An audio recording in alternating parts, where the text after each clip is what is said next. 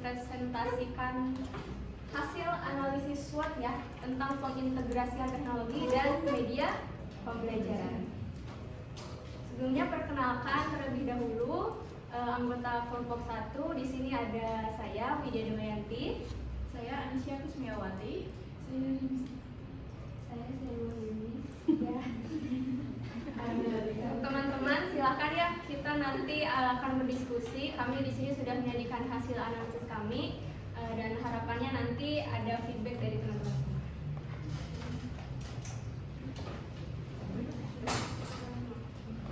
Oke, video yang akan kami analisis ini adalah video pembelajaran yang berasal dari PMM ya teman-teman, atau Platform Merdeka Mengajar. Jadi platform ini tuh dikhususkan untuk guru, tenaga pendidik, kepala sekolah juga, dan peserta didik juga yang sudah mengaktifasi akun belajar.id. Seperti itu. Jadi aksesnya cukup terbatas ya, tidak semua orang bisa mengakses ke platform ini. Nah, untuk teman-teman yang ingin melihat video yang kami analisis bisa di-scan barcode di depan. Nah, jadi saya ingin menjelaskan sedikit tentang video yang kami temukan ini. Jadi banyak sekali ya video pembelajaran yang tersedia di PMM dan bercampur aduk. Ada aksi nyata dari guru-guru sesuai topik, ada memang pure dia ingin menjelaskan suatu materi pembelajaran, dan ada juga video pembatik. Teman-teman tahu pembatik? Itu ada suatu program dari pemerintah untuk mengajak guru-guru Indonesia membuat video gitu ya, pembelajaran. Pembatik itu pembelajaran berbasis teknologi informasi dan komunikasi. Jadi pembatik. Kalian bikin batik? Ya, itu banyak sekali guru-guru di Indonesia yang mengikuti program itu dan menguploadnya di PMM. Ada juga video ini, guru penggerak. Guru penggerak juga masuk ke PMM sana. Terus ada PPG juga, mereka rata-rata mengupload video ke PMM karena kalau untuk guru sendiri mengupload video itu menjadi sebuah bukti karya ya, dan ini kaitannya dengan berbagai kebijakan yang ada. Tapi biasanya kebijakannya berbeda-beda tiap daerah. Seperti di daerah saya di Kabupaten Solok Selatan, kebijakannya itu ketika ada guru yang menyelesaikan topik dan mengupload aksi nyata, mereka akan mendapatkan poin gitu. Kalau seandainya mereka belum mendapatkan poin, sertifikasinya akan dipersulit katanya gitu. Jadi itu saya menganggap sebagai ancaman gitu ya, dari dinas ke guru-guru supaya mereka mengerjakan aksi nyata dan membuka PMM. Beda lagi di Kabupaten Ciamis. Kalau di sana ada teman saya yang memang mengerjakan PMM juga. Jadi dia aktif mengupload video-video itu karena ada hadiah yang ditawarkan sama dinas, yaitu uang senilai 20 juta untuk guru yang pertama kali menyelesaikan semua topik. Jadi setiap guru di seluruh Indonesia ini mungkin berlomba-lomba gitu ya memasukkan videonya ke sana, jadi sangat beragam gitu. Nah, video yang kami pilih ini adalah video dari program pembatik level 2 ya. Di sana disediakan pembelajaran yang berbasis teknologi informasi dan komunikasi. Di sini kami mengambil video dari Ibu Fani Puspita Utami. Beliau ini guru bahasa Inggris di SMK Negeri 1 Pasea.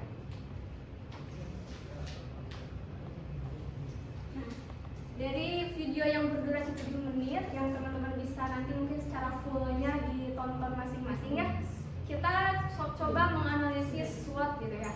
Yang pertama adalah strength atau kekuatan dari video pembelajaran yang disajikan oleh Tiffany tersebut. Nah, bisa dilihat ya teman-teman cuplikan videonya yang kami anggap sebagai sebuah strength gitu ya, yaitu penggunaan Canva untuk menampilkan materi. Jadi ibu ini menyusun materinya dalam slide-slide gitu ya. Cuman tidak terlalu jelas seperti apa slide-nya.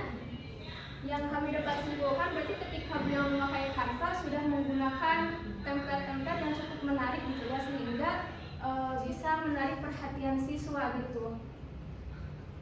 Minimal-minimalnya mereka jadi fokus melihat slide gitu kan, sehingga materi yang disampaikan akan cukup efektif untuk mereka pahami. Dan yang kedua, di sini memperlihatkan Bu Fani itu membagikan link melalui WhatsApp. Nah, jadi sebuah kekuatan juga ya, bahwa Ibu Fani sudah mau memanfaatkan platform WhatsApp gitu. Salah satunya dengan membagikan link, sehingga WhatsApp tidak hanya dijadikan tempat chat atau curhat saja untuk anak-anak, tapi juga berbagi informasi penting gitu ya. Nah, dan yang ketiga ini yang menjadi hal yang menonjol gitu ya dari pembelajaran Ibu Fani ini adalah penggunaan Play.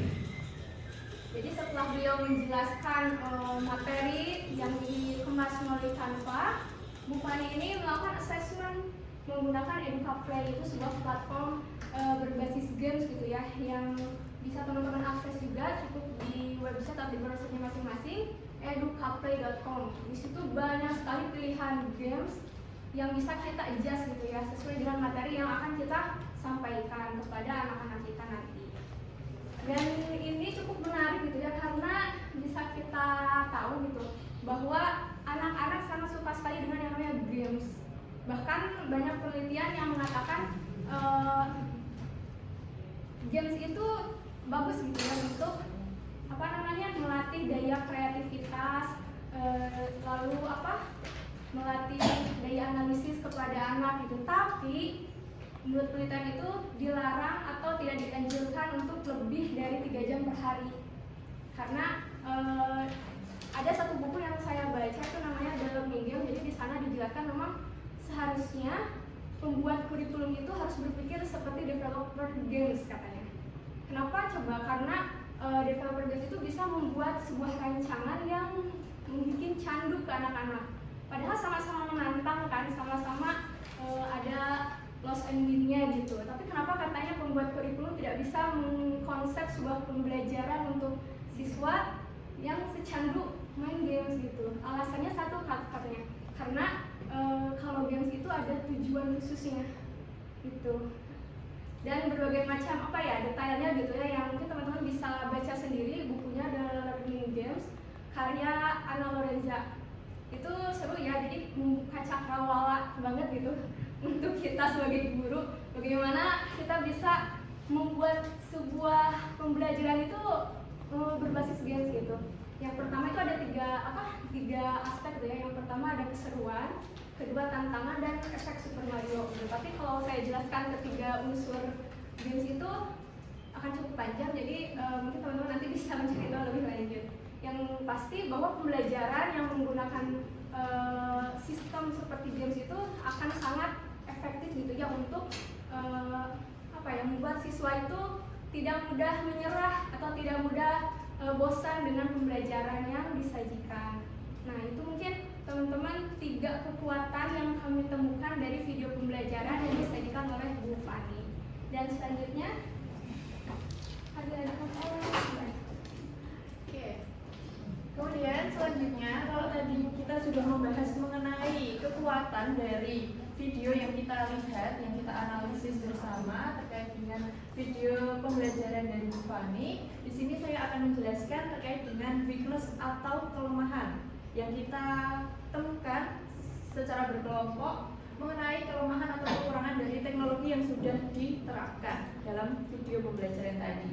Nah, untuk kelemahan yang pertama yaitu, kalau tadi sudah dijelaskan oleh Mbak Vidya, dalam video pembelajaran itu menggunakan yang pertama adalah Canva, kemudian yang kedua menggunakan WhatsApp, dan yang ketiga menggunakan Educaplay. Nah, dengan menggunakan teknologi tersebut, maka ketiganya memerlukan adanya koneksi internet. Nah, oleh karena itu kelemahan yang pertama yaitu ketergantungan koneksi internet, di mana kalau sekolah itu tidak ada koneksi internet yang stabil, maka untuk proses pembelajarannya juga akan terganggu.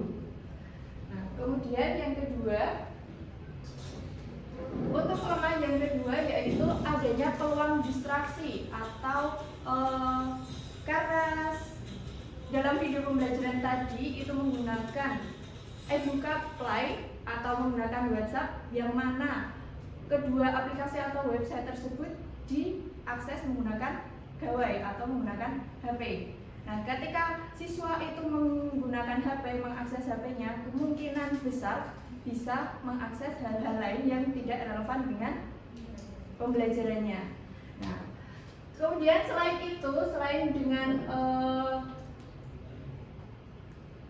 dengan distraksi dari HP-nya sendiri untuk mengakses hal-hal di lain atau di luar materi, juga ketika kita menggunakan HP sebagai media pembelajaran, bisa saja interaksi antar teman itu melebihi dari atau keluar dari materi yang kita harapkan. Jadi di sini seorang guru itu harus lebih ekstra dalam mengelola kelas agar tetap kondusif.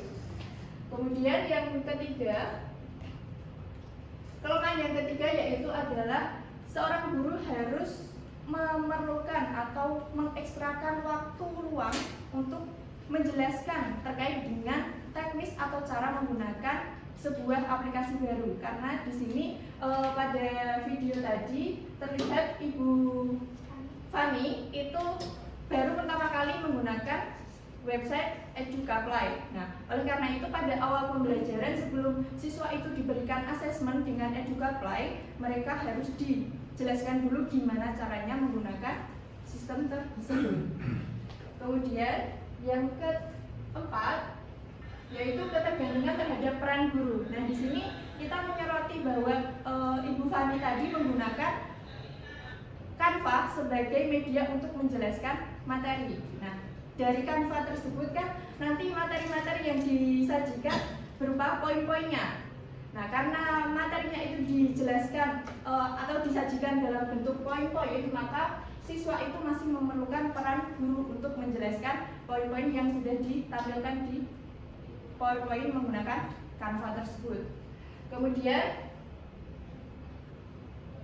yang terakhir yaitu kesulitan dalam penilaian. Nah, di sini pada website Educaply yang digunakan oleh Ibu Fani itu menggunakan Frogijam. Nah, menurut yang kami baca, untuk Frogijam itu siswa diberikan soal dalam bentuk permainan di mana soal tersebut bentuknya adalah pilihan ganda. Jadi bukan soal terbuka atau esai seperti itu. Nah, dengan bentuk soal tersebut kemungkinan siswa itu dalam menjawab asal. Nanti yang nomor 1, wah saya nggak tahu, saya cuma jawab yang A, yang nomor 2 yang D, kemudian yang nomor 3 saya nggak tahu, saya asal aja, asal mencet. Nah, dari hasil tersebut nantinya seorang guru itu akan kesulitan dalam menginterpretasi pemahaman siswanya itu udah sesuai dengan pemahamannya yang sebenarnya atau belum, seperti itu. Kemudian yang selanjutnya akan dibahas mengenai opportunities oleh Metri. Baik teman-teman, di sini saya akan melanjutkan karena tadi kan sudah dianalisis dari sisi kekuatan, kemudian kelemahan, dan sekarang dari sisi peluang.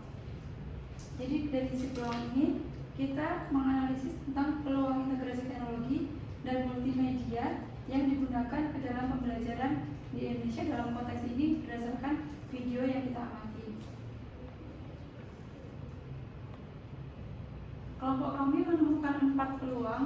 Yang pertama terkait dengan peluang pembelajaran mandiri, kemudian yang kedua peluang inovasi dalam pembelajaran, yang ketiga pengembangan skill TIK, dan yang keempat evaluasi berbasis digital. Yang pertama yaitu terkait dengan peluang pembelajaran mandiri. Itu terdapat 2 poin. Yang pertama, memberikan kesempatan kepada peserta didik untuk belajar mandiri di rumah. Ini mendukung model pembelajaran yang lebih fleksibel, di mana siswa bisa belajar apa saja dan di mana saja. Yang kedua, mengurangi ketergantungan siswa pada interaksi dengan guru langsung di kelas. Jadi kan tadi guru pendidikan itu menggunakan aplikasi Educaply dan menggunakan materi pembelajaran yang sudah disajikan di Canva juga. Jadi nanti gurunya itu akan sharing materi Canva itu dan siswa bisa melakukan pembelajaran mandiri di rumah atau mengeksplorasi materi pelajaran yang disebutkan oleh guru. Yang kedua terkait dengan inovasi pembelajaran, ada 2 poin juga.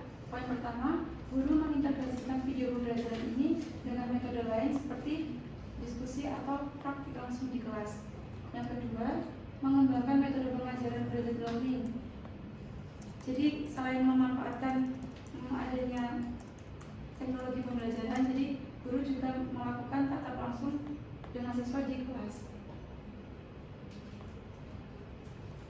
Yang ketiga, terkait dengan peluang pengembangan skill TIK, guru maupun siswa dapat belajar memanfaatkan teknologi informasi dan komunikasi.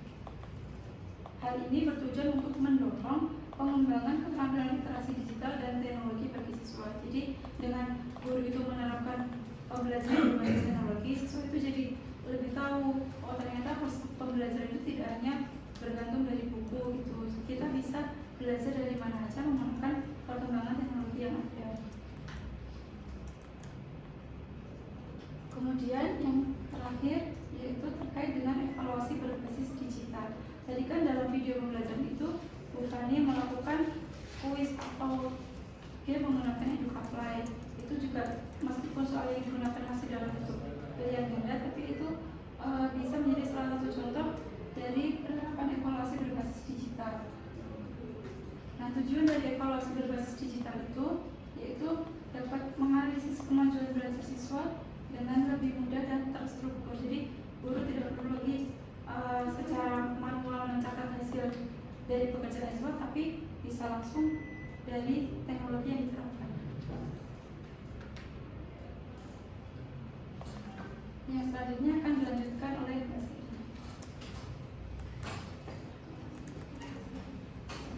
Baik teman-teman, saya akan melanjutkan tentang menganalisis threats, ancaman dan tantangan atau challenge yang muncul jika dilakukan integrasi teknologi dan multimedia yang digunakan tersebut ke dalam pembelajaran di Indonesia.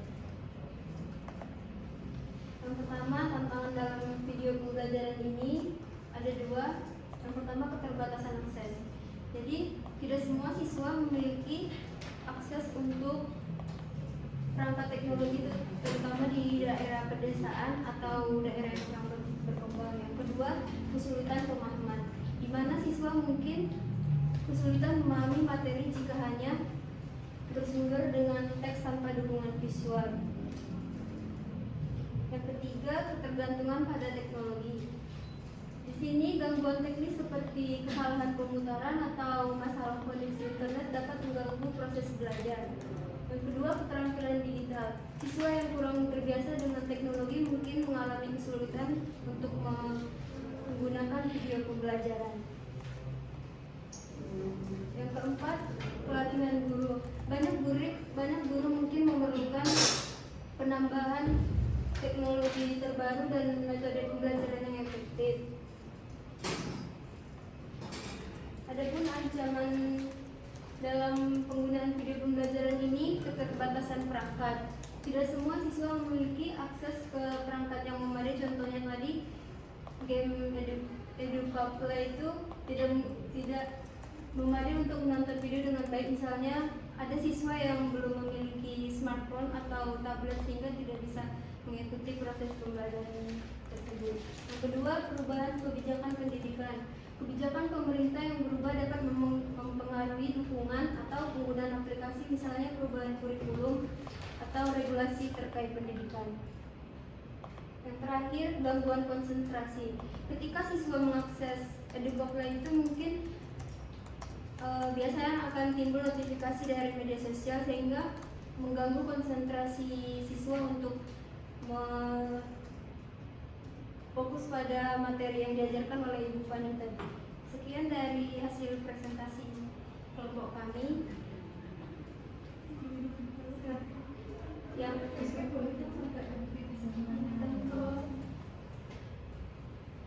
oke.